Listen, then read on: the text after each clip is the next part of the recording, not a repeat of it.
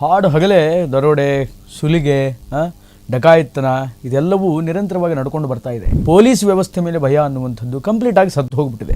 ಬೆಂಗಳೂರಿನಲ್ಲಿ ATMಗೆ ಹಾಕಬೇಕಾದಂತಹ ಹಣವನ್ನು ಹಾಡು ಹಗಲೇ ಕಳ್ಳರು ಬಂದು ಕದ್ಕೊಂಡು ಹೋದರು. ಬೀದರ್ನಲ್ಲಿ ATMಗೆ ದುಡ್ಡು ಹಾಕಕ್ಕಂತ ಬಂದ ಅಧಿಕಾರಿಗಳನ್ನು ಹೊಡೆದು ಬಡಿದು ಆ ದುಡ್ಡನ್ನು ಡಕಾಯಿತಿ ಮಾಡ್ಕೊಂಡು ಹೋದರು. ಈ ದರೋಡೆಯ ಘಟನೆಗಳಿಗೆ ಯಾರನ್ನು ನಾವು ದೂರಬೇಕು? ಯಾರು ಕಳೆದುಕೊಂಡಿರ್ತಾರಲ್ಲ ಆ ವಸ್ತುಗಳ ಮಾಲಕರನ್ನು ದೂಷಿಸಬೇಕಾ, ಅಥವಾ ವ್ಯವಸ್ಥೆಯನ್ನು ದೂಷಿಸಬೇಕಾ, ಪೊಲೀಸರನ್ನು ದೂಷಿಸಬೇಕಾ, ಅಥವಾ ಸಮಾಜವನ್ನು? ಬರೋಬ್ಬರಿ 55 ಲಕ್ಷ ರೂಪಾಯಿ ಕ್ಯಾಶನ್ನು ತೆಗೆದುಕೊಂಡು ಬೆಂಗಳೂರಿನಿಂದ ಹೈದರಾಬಾದಿಗೆ ಹೋಗ್ತಾ ಇದ್ರು. ದುಡ್ಡು ತೆಗೆದುಕೊಂಡು ಹೋಗ್ತಾ ಇರತಕ್ಕಂಥ ಸಂದರ್ಭದಲ್ಲಿ ಬೇರೆ ಉಳಿದಂತಹ ಪ್ರಯಾಣಿಕರು ಒಳ್ಳೆ ಮೆಗಾಲ್ ಸೀರಿಯಲ್ ಥರ ಅದನ್ನು ನೋಡ್ತಾ ಕೂತಿದ್ರಂತೆ. ಕಳುವು ಮಾಡಬೇಕು, ದರೋಡೆ ಮಾಡಬೇಕು, ಸುಲಿಗೆ ಮಾಡಬೇಕು ಅನ್ನುವಂತಹ ನೀಚ ಕೃತ್ಯಕ್ಕೆ ಇಳಿದವರು ಅದೆಂತಹ ಸಿಚುವೇಶನ್ನಲ್ಲೂ ಕೂಡ ತಮ್ಮ ಕೆಲಸವನ್ನು ಸಾಧಿಸ್ತಾರೆ. ನಮಸ್ಕಾರ, ರೆಬಲ್ ಟಿವಿ ವಿಶೇಷ ಕಾರ್ಯಕ್ರಮಕ್ಕೆ ಸ್ವಾಗತ. ನಾನು ಶ್ರೀನಿವಾಸ್ ವೈದ್ಯ. ರಾಜ್ಯದಲ್ಲಿ ಎಲ್ಲಿ ನೋಡಿದರೂ ಕೂಡ ಕ್ರೈಮ್ ನಡೀತಾನೇ ಇದೆ. ಕ್ರೈಮ್ ಅಂದರೆ ಕೇವಲ ಕೊಲೆ ಅಷ್ಟೇ ಅಲ್ಲ, ಹಾಡು ಹಗಲೇ ದರೋಡೆ, ಸುಲಿಗೆ, ಡಕಾಯಿತನ ಇದೆಲ್ಲವೂ ನಿರಂತರವಾಗಿ ನಡ್ಕೊಂಡು ಬರ್ತಾ ಇದೆ.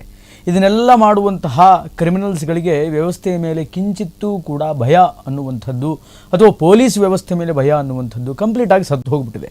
ಒಂದು ವೇಳೆ ಆ ವ್ಯವಸ್ಥೆಯ ಮೇಲೆ ಅಥವಾ ಪೊಲೀಸರ ಮೇಲೆ ಏನಾದರೂ ಭಯ ಅನ್ನೋದು ಇದ್ದಿದ್ದೇ ಆಗಿದರೆ ಈ ತರಹದ ಅಫೆನ್ಸ್ಗಳು, ಈ ಥರದ ಕ್ರೈಮ್ ರೇಟ್ಗಳು ಜಾಸ್ತಿ ಆಗ್ತಾ ಇರಲಿಲ್ಲ ಮತ್ತು ಈ ಥರದ ಕ್ರೈಮ್ಗಳು ನಡೀತಾ ಇರಲಿಲ್ಲ. ಇತ್ತೀಚೆಗಷ್ಟೇ ಬೆಂಗಳೂರಿನಲ್ಲಿ ATMಗೆ ಹಾಕಬೇಕಾದಂಥ ಹಣವನ್ನು ಹಾಡು ಹಗಲೇ ಕಳ್ಳರು ಬಂದು ಕದ್ಕೊಂಡು ಹೋದರು. ಇನ್ನು ಮೊನ್ನೆ ಅಷ್ಟೇ ಕೆಲ ತಿಂಗಳುಗಳ ಹಿಂದೆ ಬೀದರ್ನಲ್ಲಿ ATMಗೆ ದುಡ್ಡು ಹಾಕಕ್ಕಂತ ಬಂದ ಅಧಿಕಾರಿಗಳನ್ನು ಹೊಡೆದು ಬಡಿದು ಆ ದುಡ್ಡನ್ನು ಡಕಾಯಿತಿ ಮಾಡ್ಕೊಂಡು ಹೋದರು, ದರೋಡೆ ಮಾಡ್ಕೊಂಡು ಹೋದರು. ಇನ್ನು ಸಣ್ಣ ಪುಟ್ಟ ಮನೆ ಕಳ್ಳತನ, ಅಲ್ಲಿ ಇಲ್ಲಿ ಅಂಗಡಿ ಕಳ್ಳತನ, ಚಿನ್ನದ ಅಂಗಡಿ ಕಳ್ಳತನ ಇದನ್ನೆಲ್ಲ ನಿರಂತರವಾಗಿ ಆಗ್ತಾನೇ ಇದೆ. ಇದನ್ನೆಲ್ಲ ನಾವು ಪ್ರತಿನಿತ್ಯ ವಾರ್ತೆಗಳಲ್ಲಿ ನೋಡ್ತಾ ಇದ್ದೀವಿ. ಇಷ್ಟು ದೊಡ್ಡ ಪ್ರಮಾಣದ ದರೋಡೆಗಳಾದರೂ ಕೂಡ ಅದು ನಮ್ಮ ಮನಸ್ಸಿನಿಂದ ಮಾಸುವ ಮುನ್ನವೇ ಮತ್ತೆ ಅಂತಹದ್ದೇ ಒಂದು ಅಪಭ್ರಂಶ ಘಟನೆ, ನಡೆಯಬಾರ್ದಂಥ ಘಟನೆ ನಿನ್ನೆ ನಡೆದು ಹೋಗಿಬಿಟ್ಟಿದೆ. ಈ ಘಟನೆಗಳಿಗೆ ಯಾರನ್ನು ನಾವು ದೂರಬೇಕು ಅನ್ನುವಂಥದ್ದೇ ಗೊತ್ತಾಗ್ತಾ ಇಲ್ಲ. ಈ ದರೋಡೆಯ ಘಟನೆಗಳಿಗೆ ಯಾರನ್ನು ನಾವು ದೂರಬೇಕು?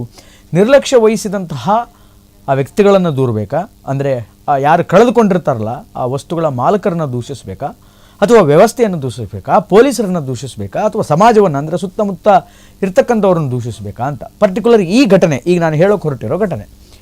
ನಿನ್ನೆ ಬಸ್ ಒಂದು ಬೆಂಗಳೂರಿನಿಂದ ಹೈದರಾಬಾದಿಗೆ ಹೋಗ್ತಾ ಇತ್ತು ವಾಯಾ ಚಿಕ್ಕಬಳ್ಳಾಪುರದ ಆರೂರು ಅನ್ನುವಂತಹ ಒಂದು ಹಳ್ಳಿ ಹತ್ರ, ಒಂದು ಊರ ಹತ್ರ ಊಟಕ್ಕಂತ ಈ ಬಸ್ ನಿಲ್ಲಿಸಿದ್ದಾರೆ. ಆ ಬಸ್ನಲ್ಲಿ ಹೈದರಾಬಾದ್ ಮೂಲದ ಒಬ್ಬ ಉದ್ಯಮಿ ಕೆ ವೆಂಕಟೇಶ್ವರ ರಾವ್ ಅನ್ನುವಂತಹ ವ್ಯಕ್ತಿ ಬರೋಬ್ಬರಿ 55 ಲಕ್ಷ ರೂಪಾಯಿ ಕ್ಯಾಶನ್ನು ತೆಗೆದುಕೊಂಡು ಬೆಂಗಳೂರಿನಿಂದ ಹೈದರಾಬಾದಿಗೆ ಹೋಗ್ತಾ ಇದ್ರು. ಬೆಂಗಳೂರಲ್ಲಿ ಅವ್ರದ್ದೇನೋ ಒಂದು ಪ್ರಾಪರ್ಟಿ ಇತ್ತಂತೆ, ಒಂದು ಮನೆ ಇತ್ತಂತೆ. ಆ ಮನೆಯನ್ನು ಮಾರಾಟ ಮಾಡಿದಂತಹ ಆ ಮನೆಯಿಂದ ಏನು ದುಡ್ಡು ಬಂತಲ್ಲ ಆ ದುಡ್ಡನ್ನು ತೆಗೆದುಕೊಂಡು ಹಾರ್ಡ್ ಕ್ಯಾಶ್ 55 ಲ್ಯಾಕ್ಸ್ 55 ಲಕ್ಷ ಕ್ಯಾಶನ್ನು ತೆಗೆದುಕೊಂಡು ಈ ಬಸ್ ಮೂಲಕ ಬೆಂಗಳೂರು ಟು ಹೈದರಾಬಾದಿಗೆ ಹೋಗ್ತಾ ಇದ್ರು. ನಾನು ಆಗಲೇ ಹೇಳಿದಾಗೆ ಒನ್ಸ್ ಅಗೇನ್ ಆ ಬಸ್ಸು ವಾಯಾ ಚಿಕ್ಕಬಳ್ಳಾಪುರ ಮಾರ್ಗವಾಗಿ ಹೈದರಾಬಾದಿಗೆ ಹೋಗ್ತಾ ಇತ್ತು. ಆರೂರು ಅನ್ನುವಂತಹ ಒಂದು ಗ್ರಾಮದಲ್ಲಿ ಊಟಕ್ಕಂತ ನಿಲ್ಲಿಸ್ತಾರೆ.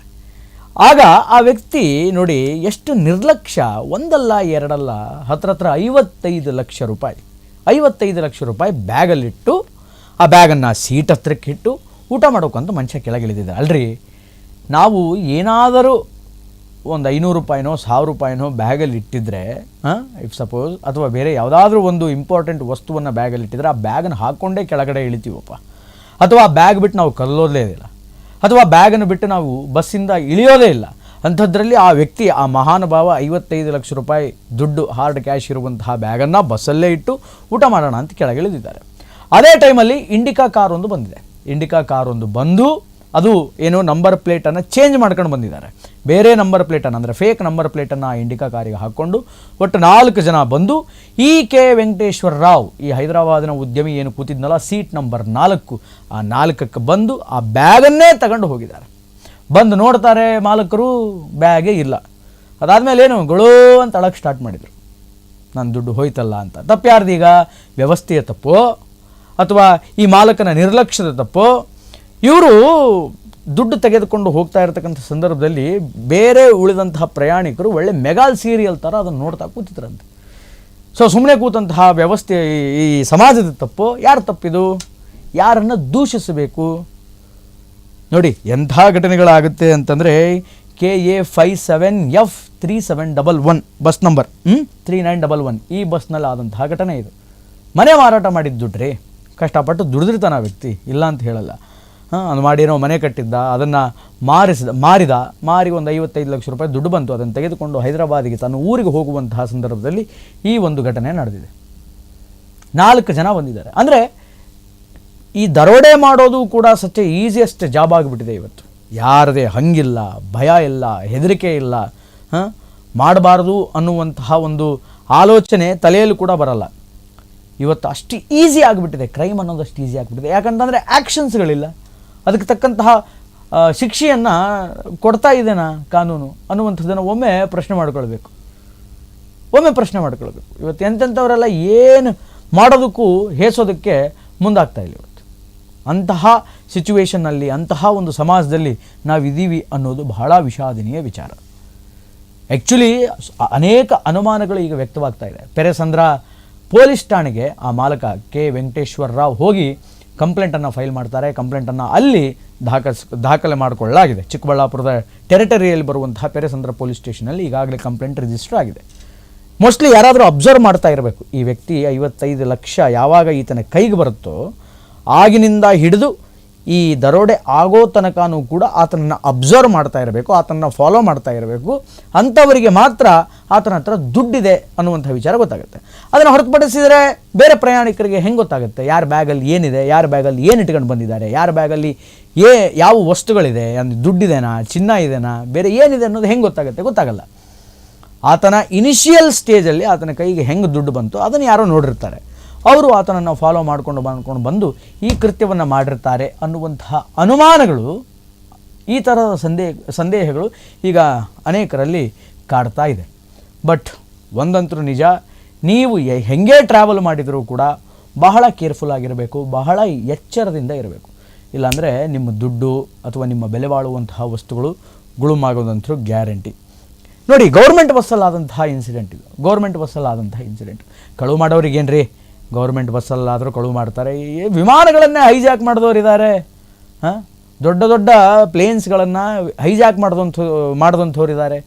ಏರ್ಪೋರ್ಟ್ಗಳಲ್ಲಿ ವೆರಿ ಸ್ಟ್ರಿಕ್ಟ್ ಸೆಕ್ಯೂರಿಟಿ ಇರುತ್ತೆ, ಆಯಿತಾ, ಬಹಳ ಸ್ಟ್ರಿಕ್ಟ್ ಚೆಕ್ಕಿಂಗ್ ಇರುತ್ತೆ. ಅದೆಲ್ಲ ಇದ್ರೇ ವಿಮಾನಗಳು ಹೈಜಾಕ್ ಆಗುತ್ತಂತೆ. ಇನ್ನು ಈ KSRTC ಬಸ್ಗಳು, ಐರಾವತ ಬಸ್ಗಳು, ಗೌರ್ಮೆಂಟಿನ ಕೆಂಪು ಬಸ್ಗಳು, ಪ್ರೈವೇಟ್ ಬಸ್ಗಳು, ಇದೆಲ್ಲ ಯಾವ ಲೆಕ್ಕ? ಕಳುವು ಮಾಡಬೇಕು, ದರೋಡೆ ಮಾಡಬೇಕು, ಸುಲಿಗೆ ಮಾಡಬೇಕು ಅನ್ನುವಂತಹ ನೀಚ ಕೃತ್ಯಕ್ಕೆ ಇಳಿದವರು ಅದೆಂತಹ ಸಿಚುವೇಷನ್ನಲ್ಲೂ ಕೂಡ ತಮ್ಮ ಕೆಲಸವನ್ನು ಸಾಧಿಸ್ತಾರೆ. ಆದರೆ ಅವ್ರ ಕೆಲಸ ಎಕ್ಸಿಕ್ಯೂಟ್ ಆಗದೇ ಇರೋ ಹಾಗೆ ನೋಡಿಕೊಳ್ಳುವಂಥದ್ದು, ಮೈ ಮೇಲೆ ಮೈ ತುಂಬ ಕಣ್ಣು ಮಾಡಿಕೊಂಡು ಮೈ ತುಂಬ ಎಚ್ಚರದಿಂದ ಇರತಕ್ಕಂಥದ್ದು ನಮ್ಮ ಕರ್ತವ್ಯ. ನಾವು ಮೈ ಮರ್ತರೆ ಏನು ಬಿಡಿ, ಎಲ್ಲರೂ ಏನು ಬೇಕಾದರೂ ಮಾಡ್ತಾರೆ. ಆದರೆ ನಾವು ಮೈ ಮರಿಬಾರ್ದು, ನಿರ್ಲಕ್ಷ್ಯವನ್ನು ತೋರಿಸಬಾರ್ದು ಅನ್ನೋದಕ್ಕೆ ಈ ಘಟನೆ, ಈ ಇನ್ಸಿಡೆಂಟ್ ಒಂದು ದೊಡ್ಡ ಪಾಠವಾಗಿ ಹೊರಹೊಮ್ಮುತ್ತೆ. ಯಾರು 55 ಲಕ್ಷ ರೂಪಾಯಿ ದುಡ್ಡನ್ನು ಬ್ಯಾಗಲ್ಲಿ ಸೀಟ್ ಬುಡಕ್ಕಿಟ್ಟು ಊಟ ಮಾಡೋದಕ್ಕಂತ ಹೋಗ್ತಾರೆ? ಊಟ ಅಷ್ಟು ಇಂಪಾರ್ಟೆಂಟ್ ಇತ್ತ ಅಂತ ಆ ಟೈಮಲ್ಲಿ, ಆ ರೆಸ್ಪೆಕ್ಟಿವ್ ಪರ್ಟಿಕ್ಯುಲರ್ ಟೈಮಲ್ಲಿ ಊಟ ಅಷ್ಟು ಇಂಪಾರ್ಟೆಂಟ್ ಇತ್ತ ಅಂತ? ಒಂದು ವೇಳೆ ಊಟಕ್ಕೆ ಹೋದ್ರೆ ತಪ್ಪಿಲ್ಲ, ಆ ಬ್ಯಾಗನ್ನು ಹಿಡ್ಕೊಂಡು ಊಟಕ್ಕೆ ಹೋಗ್ಬಿಟ್ಟಿದ್ರೆ ಆಗಿರೋದಲ್ಲ ಸ್ವಾಮಿ. ಅವರೊಟ್ಟಿಗೆ ಆ ಬ್ಯಾಗನ್ನು ತೆಗೆದುಕೊಂಡು ಹೋಗಿದ್ರೆ ಆಗಿರೋದು. ಬಟ್ ಒಂದಂತರೂ ಅದೃಷ್ಟ, ಆ ವ್ಯಕ್ತಿಯನ್ನು ಹೊಡೆದು ಬಡಿದು ಅವನು ಪ್ರಾಣಕ್ಕೇನೋ ಹಾನಿ ಮಾಡಿ ಆ ದುಡ್ಡನ್ನು ತೆಗೆದುಕೊಂಡು ಹೋಗಿಲ್ಲ. 55 ಲಕ್ಷ ಹೋಯಿತು, ಓಕೆ, ಆದರೆ ಅವನ ಪ್ರಾಣಕ್ಕೇನೂ ಅಪಾಯ ಆಗಿಲ್ಲಲ್ಲ. ದುಡ್ಡು ಹೋಯಿತು, ಅದನ್ನು ಮತ್ತೆ ಹೆಂಗಾದರೂ ಮಾಡಿ ದುಡ್ಕೊಂಡು ಬಿಡ್ಬೋದು. ಪ್ರಾಣ ಹೋಗಿದರೆ ಏನು ಮಾಡೋದು? But what ever, crime is A crime, offence is a offence. ಇದು ಪೆರೆಸಂದ್ರ ಪೊಲೀಸರಿಗೆ, ಚಿಕ್ಕಬಳ್ಳಾಪುರ ಪೊಲೀಸರಿಗೆ ಒಂದು ದೊಡ್ಡ ಟಾಸ್ಕ್.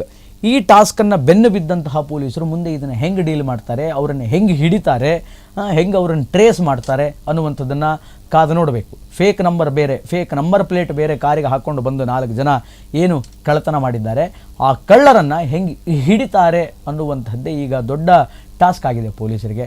ನೋಡೋಣ ಚಿಕ್ಕಬಳ್ಳಾಪುರ ಪೊಲೀಸರು ಹೆಂಗೆ ಇದನ್ನು ಡೀಲ್ ಮಾಡ್ತಾರೆ, ಹೆಂಗೆ ಹ್ಯಾಂಡಲ್ ಮಾಡ್ತಾರೆ ಅಂತ. ಒಟ್ಟಾರೆಯಾಗಿ ಇದು ಈ ಹೊತ್ತಿನ ವಿಶೇಷ. ನಿರಂತರ ಸುದ್ದಿಗಾಗಿ ನೋಡ್ತಾ ಇರಿ ರೆಬಲ್ ಟಿವಿ. ನಮಸ್ಕಾರ.